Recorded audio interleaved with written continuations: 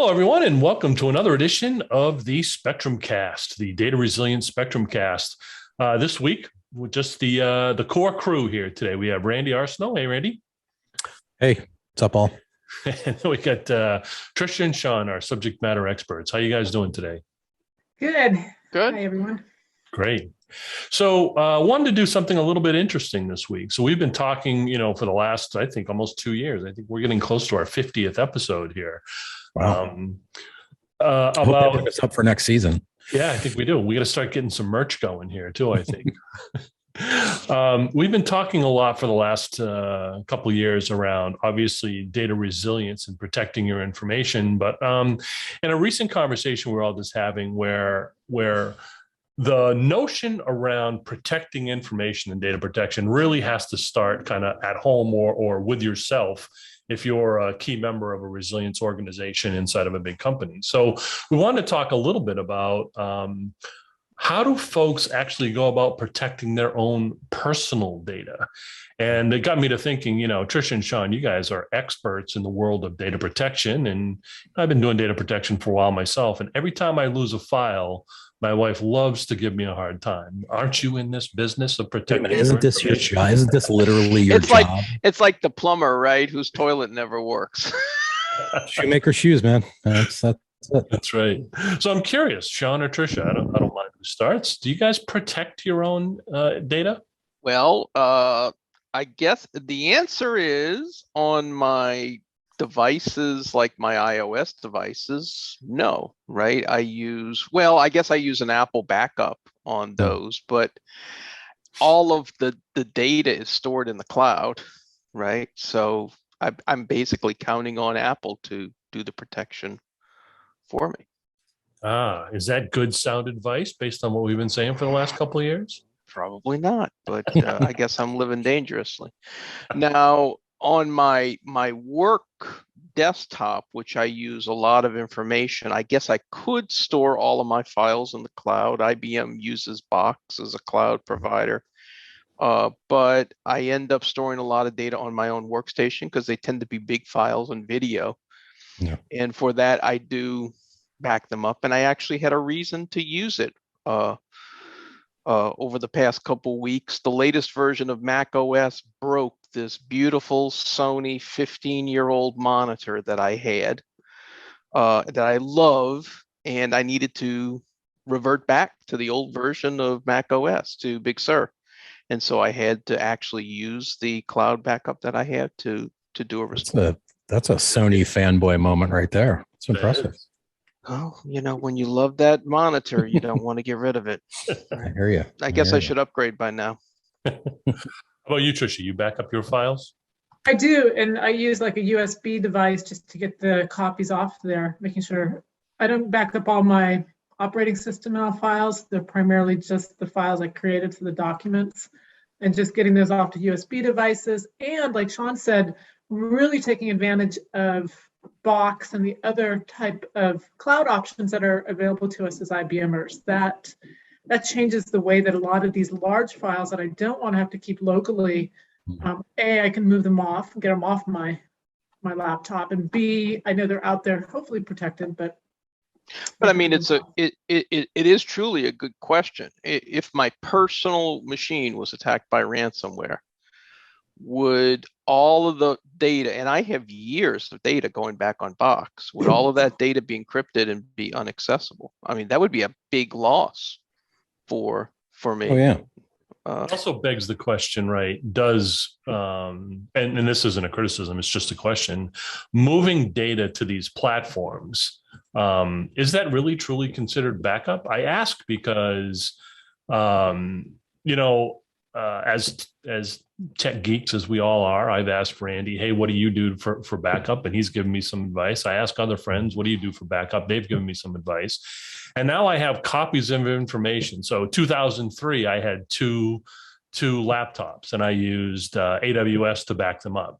And then I had a new laptop with a new job, and I backed that up to a Synology box. That was Randy's advice, right? Then I made a copy of that Synology device up in the cloud, right? Then, 2 years later, I'm using a different device to back up to.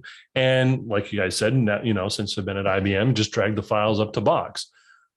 Finding stuff now is a little bit of a problem. No real rudimentary kind of system for, or I guess it is a rudimentary system, but no real executable, consistent process for bringing data back when I lose something or trying to find something. What do we say to this?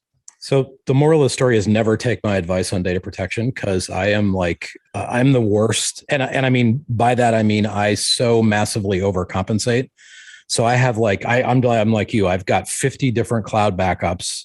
I've got stuff from, 15 years ago that was on a, tape cartridge that I spun up to Glacier, and, which is, I suppose, I like to think that I'm protected, a million different ways. So I'm hedging against any potential risk or any potential disruptions. But the reality is, to your point, if I have to actually find something and recover it, it becomes a whole process that's painful at best. So. See, I think this goes back to Steve's recommendation that he harps on all the time, which is data classification, right? Yeah. So, the question is, Steve, if you lost that laptop from data from 2003, how much would that cripple you, right? And the answer, I'm suspecting the answer is, well, it would be a little inconvenient because I wouldn't be able to put my hands on something, but my life and my work would go on. So I think you hit the nail on the head, Sean, right? I mean, it's but now you start to deal with things that IT has to deal with, especially during data classification, and probably a big reason why folks don't do it. So that you're right, that data from 2003. In fact, Randy helped me just the other day find something in Amazon, right, from 2003, right? Is that critical? Yeah, I could have gotten away with not having it, but in the moment, you really, really, really want it. It drives Very a nice level to of have. Frustration. It drives a level of time. I don't know, Randy, how long did we spend? 2 hours? Yeah, maybe it was worth it though. It was worth it, right? You learn new things. Yeah. But its age now, yeah, kind of gives you that. It's not mission critical any longer. Well, I think there's dimensions to classifying data too, right? So obviously lifespan, or how old it is one element of it, or one dimension, but there's others as well. I mean, if you've got baby pictures that are 25 years old, doesn't matter that they're 25 years old. You never ever want to lose those. Those are like tier 0, high priority. Got to keep them. Got to make them available. So it does make it more challenging as our lives become increasingly digital and we're more immersed in, the internet and social media, and we communicate electronically, especially now, pandemic world. It kind of forces you to think more abstractly in some ways about how, what is your data? What is the most important and why? And should you apply maybe different policies or different approaches to how you protect it? So I kind of view it as, we talk every week about enterprise data protection and best practices and what you should do and shouldn't do and how to save money and how to, reduce vulnerability. Those same things are kind of now making their way down to, my computer sitting here, under my desk. So it's, I guess, for better or for worse. You talk about classification, and what about recovery? Because if I'm trying to recover a file while I'm at home because I had a hardware failure, that's going to be a lot different than if I'm on the road and I'm somewhere in Asia and suddenly my laptop is either stolen or broken or whatever, and I need to get to files. So really thinking also about what are the scenarios that I might have to go through for recovery. Yeah. So here's an interesting use case, and Randy, it's interesting that you mentioned this. Whoever one gets me, they can't talk to me right now. I'll share my screen. Let's see, can I share it? Yeah, let's do a share. So you talking about baby pictures, right? So here we have a scanned picture of me and my father, and I guess wow. I guess that was taken when maybe I was 4 or 5, right? That tank top is money, man. That thing is good. That's something, but it's interesting that we're talking about the cloud and protecting these, because this was a paper picture, right? Yeah. And I decided, oh, I better make a digital copy because I'm going to end up losing this paper picture. And now my go-to copy is in the Apple Cloud on Yeah. my iPhone. Digitization is another corporate phenomenon that's like becoming commonplace now in personal life as well. But that question is also of, if I've stuck it up in my personal cloud and then now my kids want to access it 10 years, 15, 20 years later, how are they going to get to my cloud, Yeah, I was going to say, so Tricia, it's interesting that you mentioned that, because the latest version of iOS and Mac OS allows you to have a digital will, essentially, for all of your digital assets. And you can go out there and tell Apple, okay, when I'm dead, I want all of my digital assets to pass to Tricia, and she's going to be the proud owner of all of my baby pictures. Gigabytes and gigabytes. Yeah, I mean, gigabytes it's good, and I guess, gigabytes of baby pictures. A little creepy. Yeah.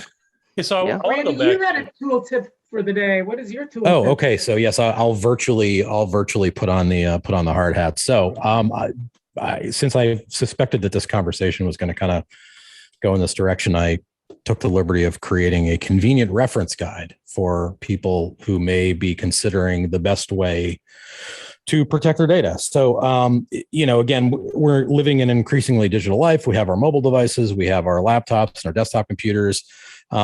There's an increasing array, and we've talked about some of them. There's an increasing array of ways that you can back stuff up. So I put together just kind of a quick and dirty, Kyle and Kenny view of data backup and protection for personal data. So obviously you can not back up your data, which is stupid. So don't do that. Like, don't not back up your data. That's dumb. So you can use an internal disk. Like I do most of my work on a giant kind of, tower PC, water cooled beast, video editing thing. So I've got a couple of different internal drives in addition to my main kind of OS drive and system drive. And I periodically back stuff up to that. You can use external drives. They're, you can isolate them a little better. So you could, for example, back your stuff up onto a little portable device and then maybe take it to your office and work on stuff there and bring it back. And the mere separation of it from your system and your environment maybe protects it a little more. These are quick. You can recover from them quickly, faster with internal than external, obviously. But, disks fail. So eventually either or both of your internal or external disks are going to fail. If it's an internal disk and your system is somehow stolen or, damaged in some way, then obviously that doesn't help you. We talked about the home NAS solution, Synology, there's a bunch of different companies that make home network attached storage devices.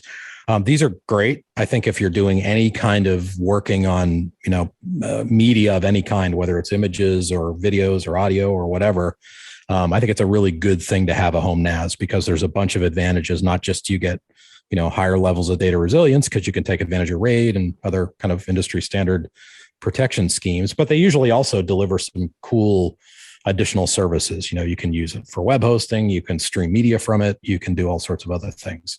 Synology, for example, it's what I use, and I think Steve has one too, has all that and a bunch more.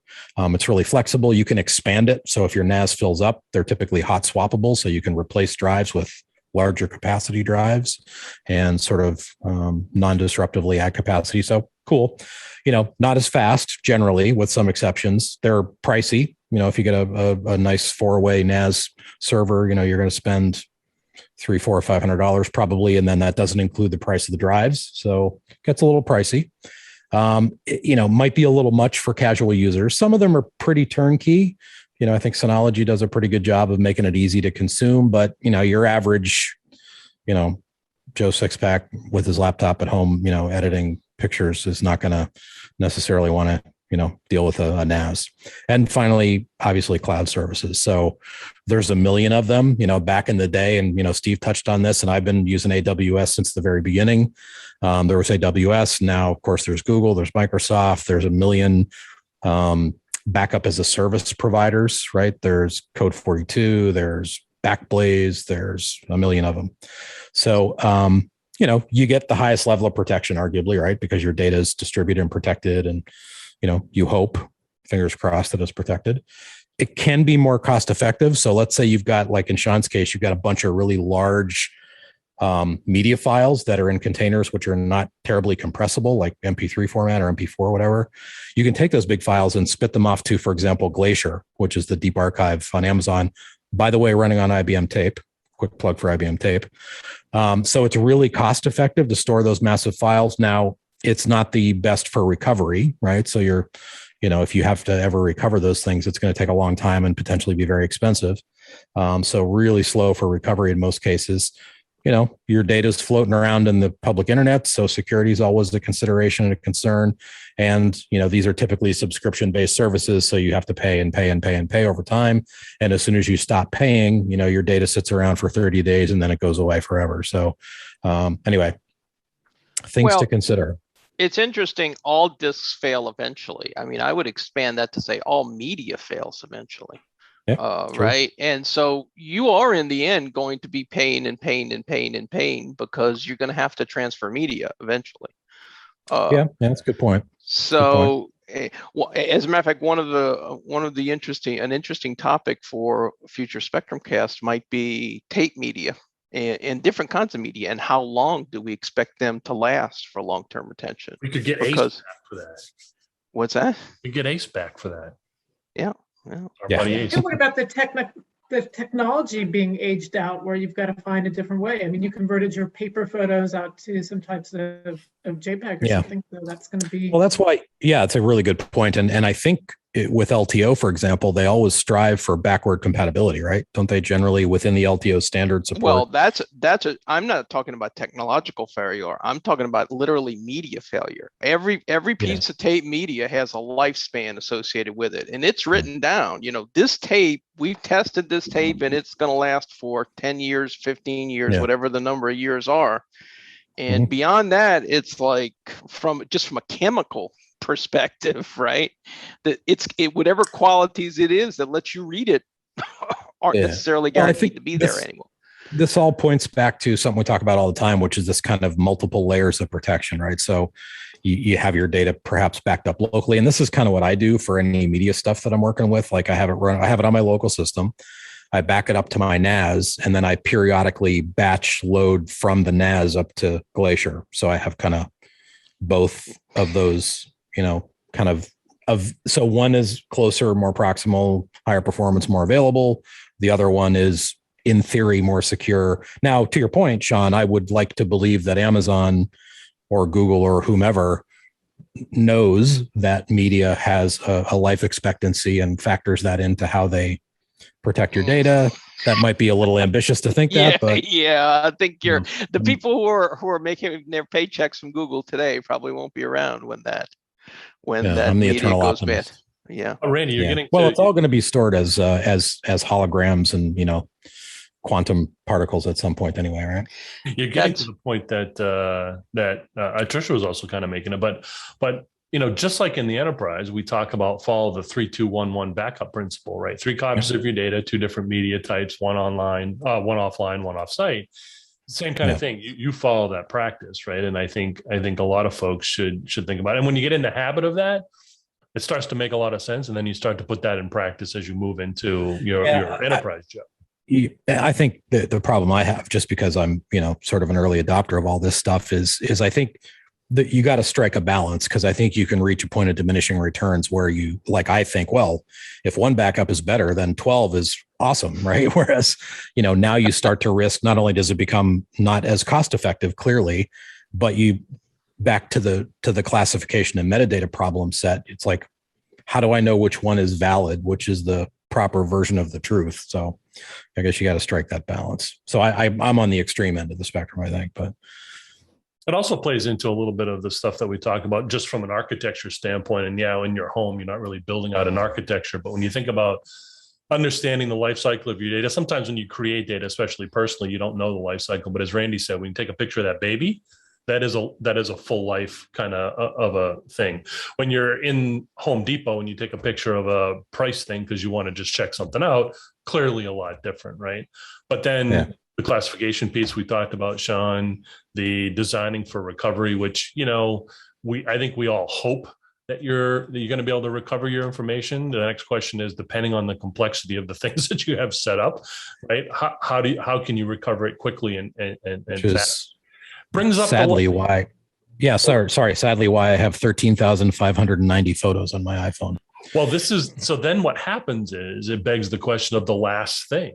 Do you practice recovering a piece of data, right? Do you do that in general, right? Or do you just try to go find it when you've lost it? Sometimes I do. Like if I'm feeling ambitious and I'm, inspired by one of our podcasts, I might go say, well, I wonder if I can find that bucket in my, Glacier instance and retrieve that, video file from 5 years ago. So yeah. Well, you're doing a lot of this work because it's entertaining and it helps you learn, right? It's basically what it's much real myself. and yeah.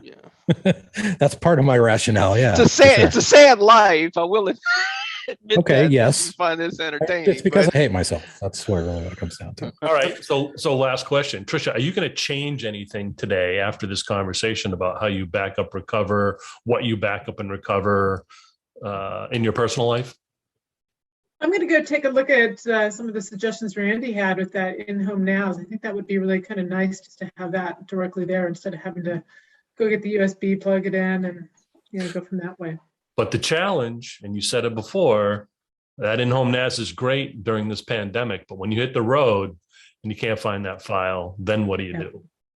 Right? Well, so one, among the cool external services that most NASs offer is remote access, right? So you can tunnel in through your router and through your firewall, have a secure connection, SSL, tunnel or whatever, and you can get to your data. So it's not going to be as fast, obviously, and it might create some problems, but that is at least a solvable problem. How about you? Going to change any of your habits? Well, I clearly need to add some more backups to my range. No, I have been thinking lately about kind of rationalizing and coalescing my 5,000 backups into a more manageable set. So that's something I'm kind of working on or thinking about. I.e., you mean save money? Well, save money and just reduce confusion. It's like if I got to go find something, and the other thing that we talked a little bit about it when we were trying to find that file in your AWS, that AWS bucket is I suck at classifying my data. Like I'm really bad at it. So I'm trying to figure out ways to get more prescriptive and better at that. So that's an ongoing struggle. How about you, Sean? Well, I found out with my latest Mac OS upgrade that a backup is critical. So yes, I need to do more testing. That's for sure. Test. It worked. It worked for me, but it was touch and go there for a while. And what about you, Steve? What are you going to change? So recently, I went through all my video streaming services and cut back on stuff I didn't need where there are duplicate kind of places. So I think I need to do the same with my backups and just kind of help, fix my cost aspect. And, I get my $38 bill from Amazon every month for the last 30 years. As Randy said, pay, and then you pay, and then you keep paying, right? There's that. And then, I think to Randy's point, right. And I don't know how you do this, right. It's the thing we talk about that's most important, and the thing that none of us do, right, is go in and try to figure out how to classify that data so that I can start to do some intelligent things with it. The problem is, and I think this is the problem in every case, right, is A, the time, B, the classification structure can get so complicated you still can't find things. You got to throw stuff away. I don't know if I want to or if I will, right? So it becomes a little complicated. Well, at one time, not to get totally off the rails, but at one time, Amazon or Google offered a service that you installed on a device, and it theoretically went out there and indexed every file you ever had and produced a Google-like searchable service, so you can go out there and just Google it. I remember that. Yeah. And I never got it to work well enough to be really useful. And they even sold that as an appliance for the enterprise too, if I remember correctly. It was like a local search. Yeah. It wasn't very good. And I would love to have something like that, right? Because I don't want to have to go out there and do data classification. Well, which I think want it to be done automatically for me. Yeah, I'm with you. The challenge there, I think, is that you get the conflict between sort of content aware search or content aware analysis and sort of scanning of your data, and payload aware and security, right? So if you want your data, for example, to be encrypted, then you would need to decrypt it in order to scan it and identify the payload and look for, tags and so forth, which kind of defeats the purpose of having that security layer. So that's a tricky one. I'm not sure how we solve that. And maybe your problem is even prior to that, and that when you create that data, you're not properly putting it in a correct folder or Not hiding it categorized. correctly, and that in itself is causing you issues. So maybe Absolutely. even going before as the data is being created. Oh, just Now the it's other a day. That prevention is requires me to do work. So I'd Yeah. prefer not to use that method. Well, just the other day, I was on my Mac and I hit save and it comes up and it says you can tag it. And I'm like, oh, that's cool. Maybe I should start tagging. I'm like, well, does that tag make sense in this bucket, even though in this folder, even though I know where to find it? So you just confuse yourself and you say, screw it. And you just store it anyway. Anyway, Yeah. hopefully I will never need it again. All right, team. Hey, a good, lively discussion and debate. And hopefully we've given some folks some things to think about as they take data resilience into their corporation, and just some things to think about that that kind of plague you in your everyday life. And so it's been pretty interesting. Next week is Thanksgiving. So I want to wish everybody a happy Thanksgiving and a happy couple days off. In the U.S., it's In the US. different holidays elsewhere, I think. Yeah, I think we should have said it. I think, what is it, 2 weeks ago for the Canadian team, but and then the week Good after, for us, bad for turkeys. yes, Yeah. good for us, bad for turkeys. On December 2nd, we're going to have someone on help talking to us about our customer storage assessments. And the week after, we're going to have an alum back on. Fraser McIntosh is going to come on and talk about paying the ransom for your ransomware. So it should be pretty interesting as we wind down the 2021 year here. So with that, I want to thank everyone. And again, happy Thanksgiving next week, and we'll talk to you all later. Thank Thanks you. all.